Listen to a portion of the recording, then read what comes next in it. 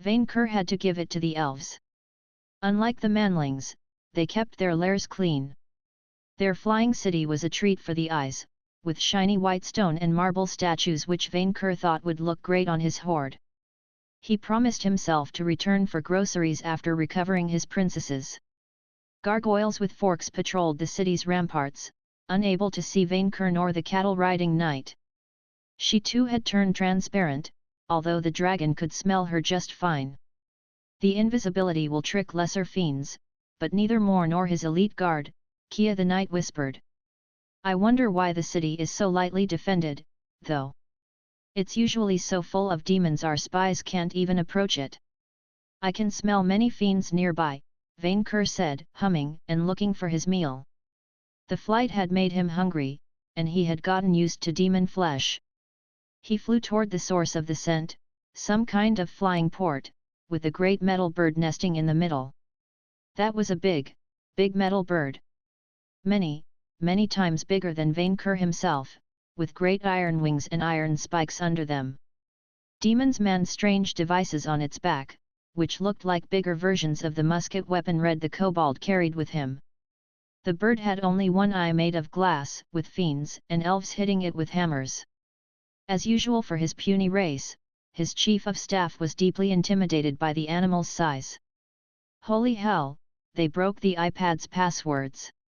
They built a bombardier. It's not a bombardier, it's a flying fortress, the knight said, just as terrified. It's bigger than the Titanic. Do you think it's functional? It looks rough and archaic. Dunno, but we've got to destroy it before it takes off. Only manlings could worry about a bird. Vainqueur would burn and cook the fiends inside, the same way he prepared his training diet. He lazily opened his mouth to rain death on the big fat bird. Then his virgin princess radar activated. Vainqueur immediately turned his head towards the source of the signal, in the middle of the city. A princess! His eyes widened in giddiness. A princess maiden! Your Majesty, what the? Vainqueur, overtaken by his dragon instincts, ignored the metal bird and flew straight towards the princess location, knocking both the knight's griffin and gargoyles out of the skies. The fiends noticed him as he caused a building to fall after hitting it, immediately sounding horns and bells. Knightsbane! Kia the manling called Vainqueur from the sky port, who heard but didn't listen. Knightsbane, Dalton, where are you going? Princess, the dragon shouted back. He flew over the elven city, with his wings blowing off houses and fiends off until he found what he was looking for, a massive, circular arena of red brick in the very center of the flying city. Hundreds of elves and fiends had gathered in the stands with food and drinks. The dragon immediately recognized the princess, chained to a marble pillar in the middle of the sandy ground of the arena. That creature was the most beautiful pet Vainqueur had ever set his eyes on, a cute animal with pretty green hair fur which would complement his gold perfectly. Her skin was so pure it reminded Vainqueur of cow's milk, and the fiends had dressed her like a present. There were other two princesses bound next to her, two elves, but Vainqueur didn't care half as much, they didn't smell like virginal maidens. The one at the center, though, that was the one he wanted, the crown jewel of his bragging day. The others would complement her, as he put them on display atop a mountain of gold. Today, fiends and elves, we gathered for the ritual of the demon Koritha. A tall, bulky red fiend shouted from atop the stands, the crowd cheering at his words, in order to gain Hell's favor in the destruction of Gardy Magni. 3 noble ladies shall be sacrificed today before the fights. The ghastly deed shall be done by our esteemed king's guest, the beautiful, the poisonous Melodius. The elves and fiends cheered, as a purple-haired manling materialized in front of the princesses. A pretty creature with long, deep purple hair arranged in a tress, with bloody, red-rimmed eyes, she wore a queenly black dress, made of the fur of war beasts and fiends both. The woman's sight bothered Vainqueur, although the dragon couldn't tell why. Witness the sacrifices, the speaker continued. Princess Merville, niece of our hated nemesis, King Roland Gardy Magni. The Oracle of Apolmine. Vainqueur landed in the arena with a loud sound, blowing off a large cloud of dust around himself. Mine, mine, mine. While the audience fell silent, and the purple-haired manling looked up at his face, Vainqueur turned to the captive princesses, showing them his princess bag. Get in the bag. The princess maidens looked around them in fear and confusion. I said, get in the princess bag. Your Majesty, you are invisible, and they are chained. Null magic. Vainqueur's invisibility vanished, and he could feel the power of his other trinkets negated as well. The crowd panicked at his sight, while the princesses shuddered in fear. The dragon ignored all of them, glancing at the source of the attack. Crystal prison. At the strange manling's command, barriers of purple crystal grew around the princesses, trapping them within like bugs in amber. The dragon instantly recognized the substance as cursed fairy work. Knightsbane, you have come to delay our ambitions. The thing looked like a noble princess but smelled anything but. She smelled like the deadly flowers of the dark forest of death and putrid miasma. Not a manling. A farmer. Vainqueur exchanged a glance with the fairy, and her soulless eyes confirmed his suspicions.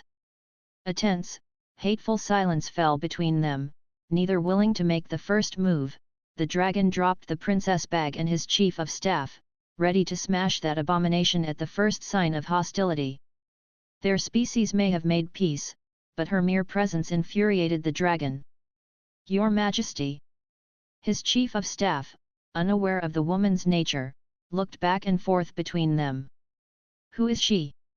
I can't read her with any of my perks, and she feels wrong. Minion, hide behind me, Vainqueur said, extending his claws and preparing to fight to that creature's death if needed. Fairykind hunts manlings for their fur. Oh ho, viewers, a surprise challenger stormed in. Vainqueur Knightsbane, Emperor, the fiend commentator laughed, and so did the crowd, much to Vainqueur's confusion, of Murmurin and the Alban Mountains, self-proclaimed great calamity of the age. Self-proclaimed nothing. Vainqueur contested the lie. In the other corner, the demonic superstar, the invincible champion, the undefeated king of Ishvania, the fabulous Brandon Moore. An elf stepped into the arena through a door built into the stone wall itself, as thin and fragile as the rest of his kind. His skin was light purple, almost grayish, with silver eyes and short hair of the same color. He wore a gold-plated, shiny cloth that covered his whole body except for his exposed chest, and a horned, silvery diadem around his head. The dead meat walking carried a blade with one hand and a red cloth with the other.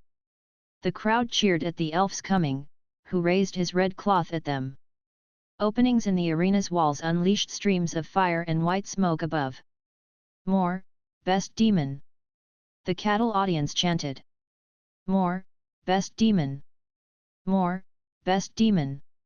The elf, who smelled like brimstone, smirked at manling Victor. Ah, the mere sight of Brandon Moore's perfect body has made you fall for him. Brandon Moore gets this reaction all the time. Actually, I was just very surprised by the Tragedilucy's outfit. There is no need to deny your lustful feelings for Brandon Moore's sublime body. The Demon King cut off the chief of staff with a smug look which Vainqueur immediately despised. None can resist Brandon Moore, and he welcomes all admirers. For beauty has a lover, and it is Brandon Moore. Elves. Always the arrogant cattle. That farmer, however. Vainqueur kept his eyes focused on the fairy, in case she went for a sneak attack. He didn't even move to smash the arrogant cattle, unwilling to give that sworn foe of dragonkind any opening. You, VNV, have slighted Moore for months, the elf said while walking to the farmer's side. You slew his human minions, stole his precious apple, destroyed his court magician, and ruined a century of demon summoning work. Now you want to take his hard-won sacrifices from him? Brandon Moore truly wants to know, what has he done to you to deserve this? You exist in my world, Vainqueur replied as a matter of fact, his eyes still on the witch. I am emperor. I do as I want. You, Vainqueur, are no emperor. Murmurin is a daughter of Ishvania. and Ishvania has only one king. The king who stands before you. Warning, your emperor title is contested by Brandon Moore. If you do not assert your rightful authority, your emperor class perks will be nulled. Contest? What is there to contest? Vainqueur snarled. He should not even have to defend his title, since its validity was obvious. What do you intend to do with that bombardier?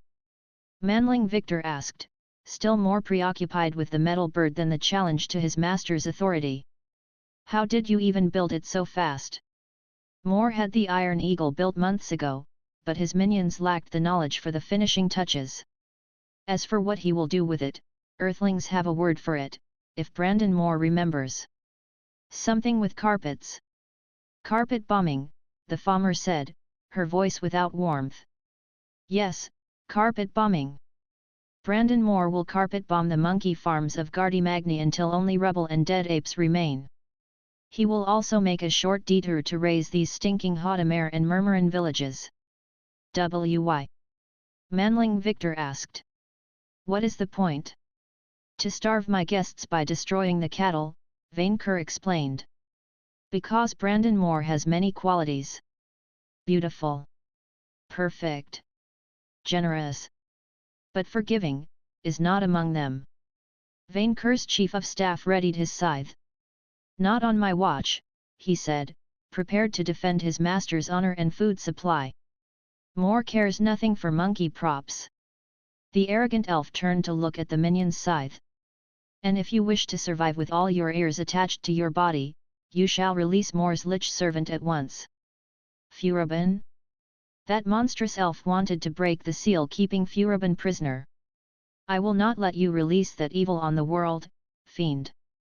Vainqueur declared, preparing to blast these two with fire and flames, Farmer Dragon peace or not.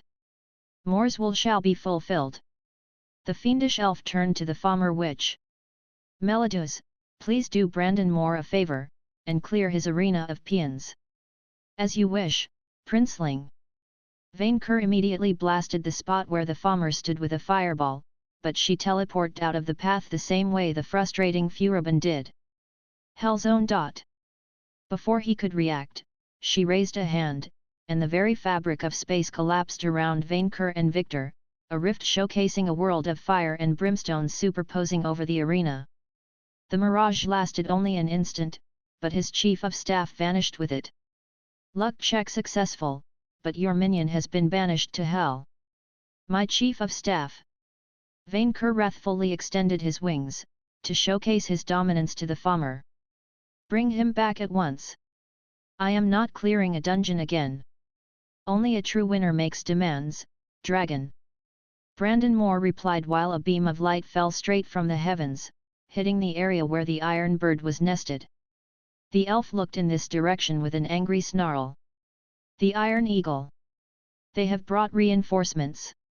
Not for long. The farmer witch glanced at the source of the light, then vanished in a veil of darkness, leaving nothing behind. I will show you your place, grass-eater. Vainqueur snarled, intending to eat that walking cattle, put the princesses in the bag, and then force that witch to release his chief of staff. He would find the time to rampage somewhere in the middle. Your feeble spells will do nothing to me. Only the weak rely on magic to win their fights. A true warrior just needs his muleta and his espada.